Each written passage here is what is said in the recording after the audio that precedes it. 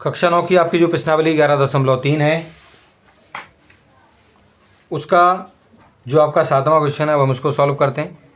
इसमें क्या लिखा कि भुजाओं 5 सेंटीमीटर, 12 सेंटीमीटर और 13 सेंटीमीटर वाले एक समकोण त्रिभुज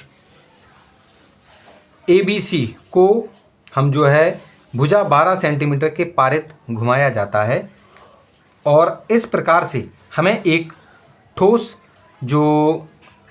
जो भी चीज़ हमें प्राप्त होती है। देखो कहने का मतलब ये है कि अगर हम जैसे हमारे पास ये एक त्रिभुज है, ठीक है कि नहीं, ये एक हमारे पास त्रिभुज है जिसकी भुजाएं क्या क्या थी 5 सेंटीमीटर, 12 सेंटीमीटर और 13 सेंटीमीटर। क्योंकि हम जानते हैं कि अगर कोई भी एक समकोण त्रिभुज है, अगर हमारा कोई एक समकोण त्रिभुज है तो उसमें सबसे बड़ी भुजा आपकी कर्ण होगी। तो हमने जस्ट 90 डिग्री के सामने वाला जो आपका जो भुजा थी, जो साइड थी, उसको कर्ण बना दिया और इन दोनों में से किसी एक को हमने आपका जो है 12 और एक को 5 लिख लिया। उन्होंने कहा कि इसको हमें क्या करना है कि 12 सेंटीमीटर के पारित घुमाना है, यानी इसको हम ऐसे ही रखेंगे सेम टू सेम और फिर क्या करेंगे, हम इसको इस तरीके से हम घुमाएंगे।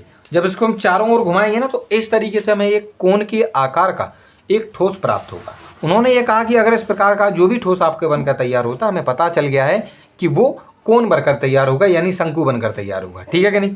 तो हम क्या करेंगे कि इस कोण का, इस शंकु का हमें क्या करना है, आयतन निकालना है। ठीक है कि नहीं। चलो तो सबसे पहले अगर हम इस तरीके से घुमाते हैं तो देखिए इसमें हमें क्या चीज़ प्राप्त होगी। यहाँ हम देख पा रहे हैं कि इसके केंद्र से यहाँ तक आपको कितना 5 सेंटीमीटर देखने को मिला है, यानी जो हमारी यहाँ हम लिखेंगे पारित घुमाने पर शंकु प्राप्त होगा। At revolve cone will be formed. और क्या लिखेंगे कि शंकु की जो त्रिज्या है वो कितनी हो जाएगी हमारी 5, क्योंकि यहाँ से लेके यहाँ तक जो दूरी होती है उसको हम त्रिज्या ही कहते हैं। तो आपकी शंकु की त्रिज्या कितनी हो जाएगी 5 सेंटीमीटर। ऊंचाई कितनी हो जाएगी आपकी, तो देखो यहाँ से लेके यहाँ तक जो आपकी दूरी होगी उसी को हम ऊंचाई बोलेंगे और वो हो जाएगी आपकी 12 सेंटीमीटर।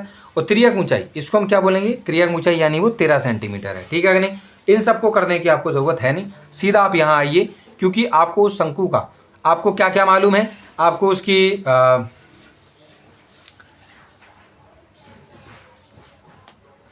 देखो उस शंकु का जो आयतन होता है उसको निकालने के लिए हमारे पास फॉर्मूला होता है 1/3 पाई आर स्क्वायर एच। इसमें हमें 1/3 की जगह 1/3 लिख देंगे, पाई की जगह हम पाई लिखेंगे।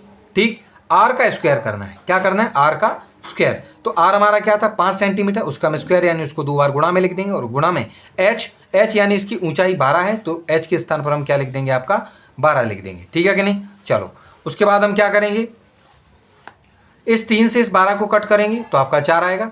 ठीक है कि नहीं। क्या क्या बचा रहेगा, 1 गुणा पाई, तो उसको पाई को तो हम यहाँ लिख देंगे, 5 गुणा 5 और यहाँ पर 4 रह गया, हमने उस 4 को लिख दिया।